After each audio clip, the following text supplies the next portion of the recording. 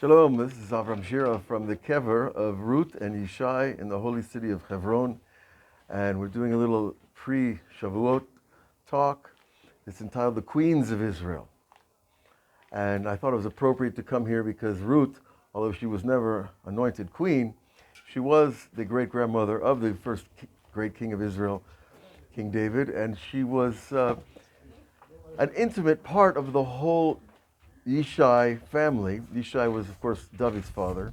And Ruth lived to be a very old age, and she was considered to be a Balat Ruach HaKodesh. She had divine inspiration, that people would come to her all the time and ask questions and get the right answers. So when we hear the phrase Ruach HaKodesh, divine inspiration, it doesn't mean the person is sailing through the worlds. It means that God has chosen them to deliver the right information for other Jews and for other people who need information. Because it's all about getting the good information, right? We know that today. So Ruth was part of that family system, and King David and brought his father and his great-grandmother here to Hebron when he was king for 7 years.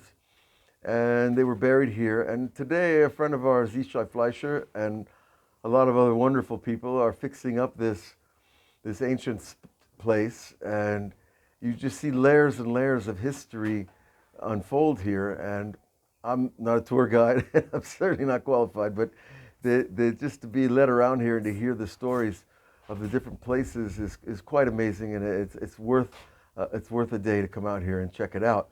We are introducing this idea of queens because Shavuot, of course, is the day that King David was born and the day he left this world.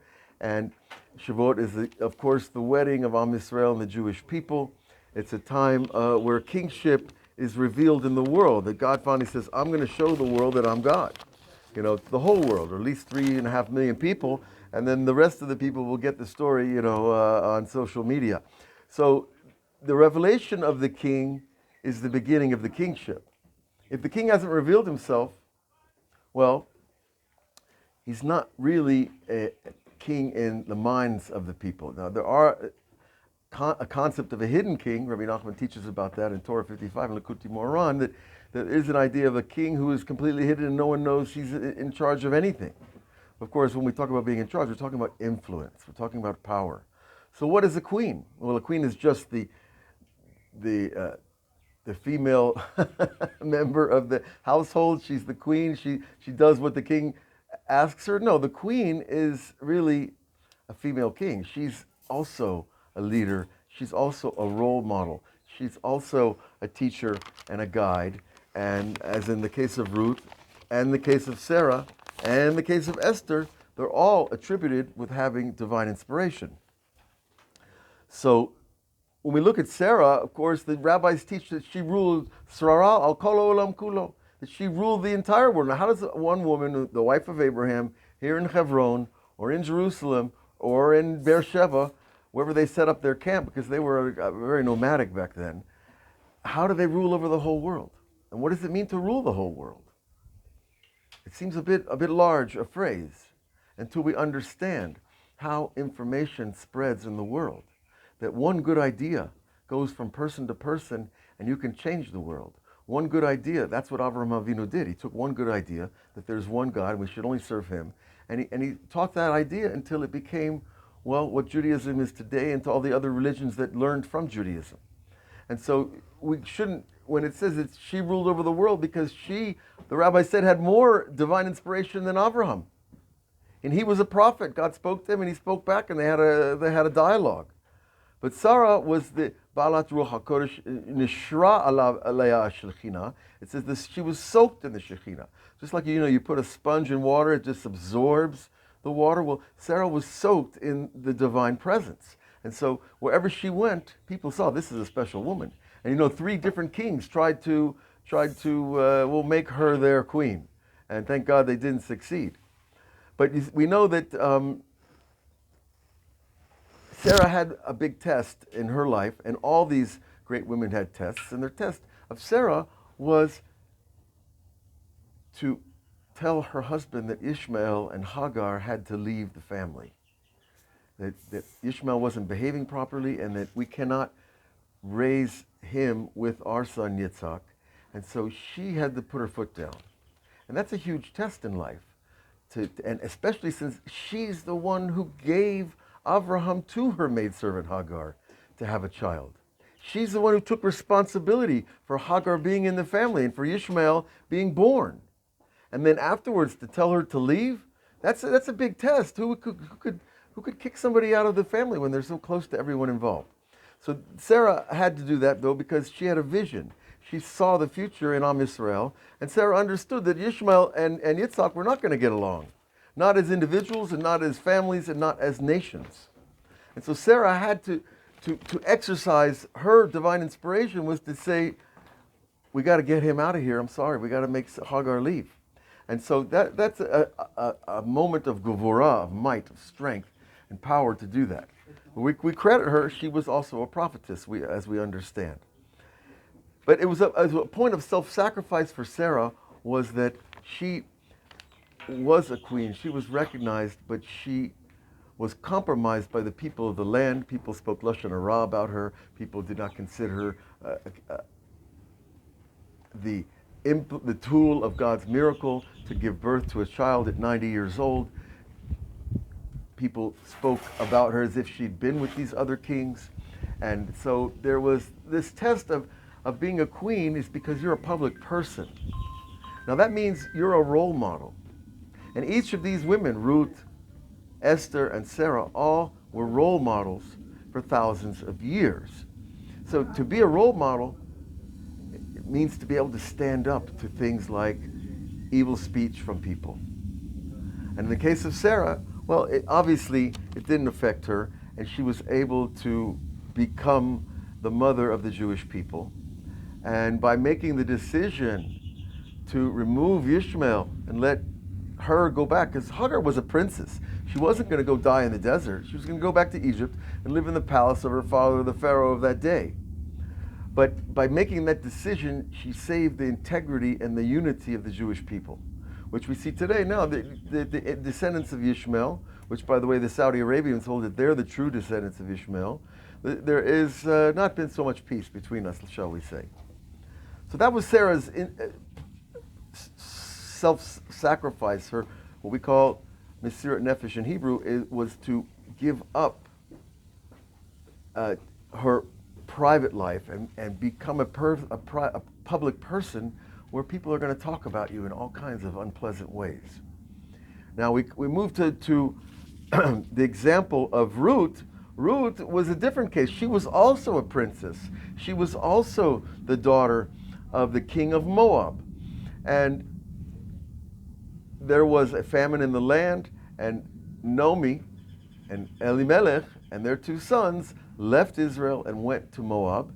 And when they went to Moab, well, Naomi married her two sons to two of the princesses of the house of Moab. So what did Ruth really sacrifice?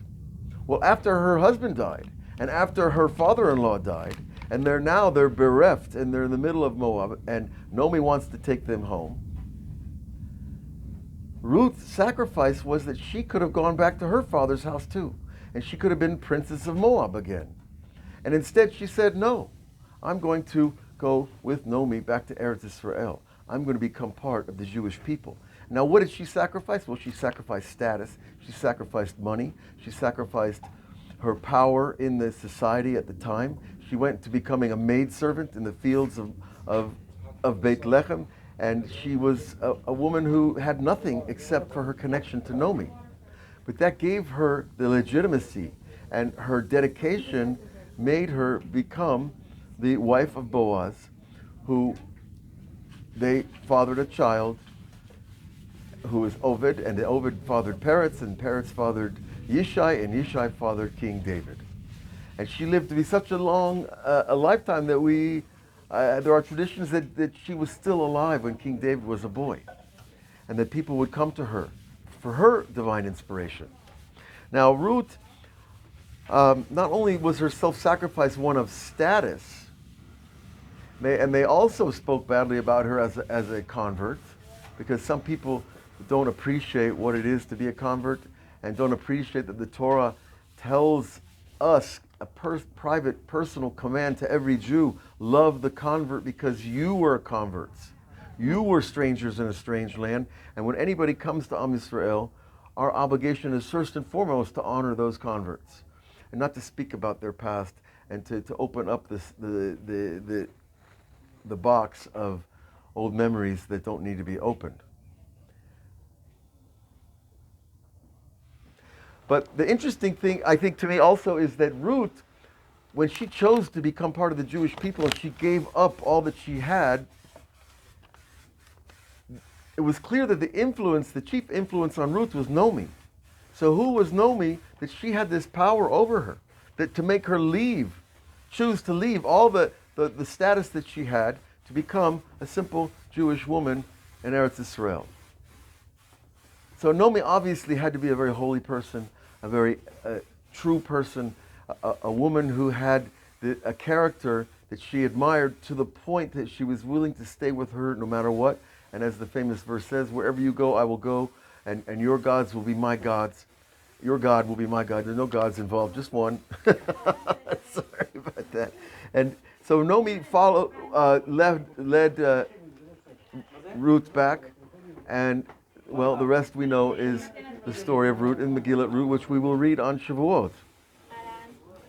But it's the influence of Naomi that really created, I believe, the character of Ruth and gave her the strength and the power to come here. Now, the last example we wanted to bring was the Queen Esther. Queen Esther, she was in a different type of self-sacrifice that she had to make. She actually had to marry a non-Jewish king. And to marry a non-Jewish king for a Jewish woman is not a simple thing at all. Because, of course, there's the temptation of wealth and status and endless luxury. But to marry Achashverosh did not sound, in the estimation of the rabbis, a very noble thing, and in general. But Esther had to marry to save the Jewish people. She had to be an influencer in the house of Achashverosh. So her self-sacrifice was to give up her own body to the non-Jewish king. Now the Zohar gives a very interesting teaching that Esther wasn't really with Achashverosh in a spiritual way, that she left her body when they were together.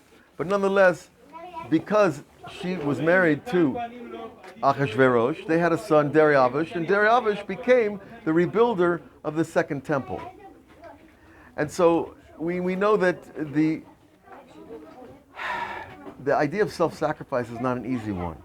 But you see, there's self-sacrifice physically with your body. There's self-sacrifice with your money and your status. There's self-sacrifice with your reputation and with your public life versus your private life. And all of these great women were the real queens. Because to be a queen is to be an influencer, to be a person that is a role model, a person that is willing to stand up. Now, what does it mean to be a role model? It means that you have to act at a higher standard. And you have to act as a standard that's going to influence other people. And to this day, you have a queen in England for 70 years, and I know English people that look up to her. Now, I don't know the whole inside backstory of the House of Windsor or the House of the rest of the kings of England, but I do know that there are good people that take from the role model of the queen a standard of behavior that elevates them. And I think that's the basic idea, that if you want to be a positive influence in the world, you have to be that person. And when you're that person, then your influence becomes real in the world. And that's what Sarah was, and that's what Ruth was, and that's what Esther was. And these are the types of role models that we need today, and these are the types of role models we need for the future. So we should all keep in mind that when we do things, we are setting a standard. And even if nobody listens to us and nobody follows us on Facebook, and who cares? It doesn't matter. We don't know who's watching, and we don't know who's going to be influenced in the future by the good things that we do and by the standard that we set for ourselves. And we set that standard because of the ones who came before us. So God should bless us all with that inspiration, with that power, with that conviction to take on the job of being the best that we can be. For the sake of the God of Israel, for the sake of Eretz Israel, for all the Jewish people in the world now and in the future. God bless you all.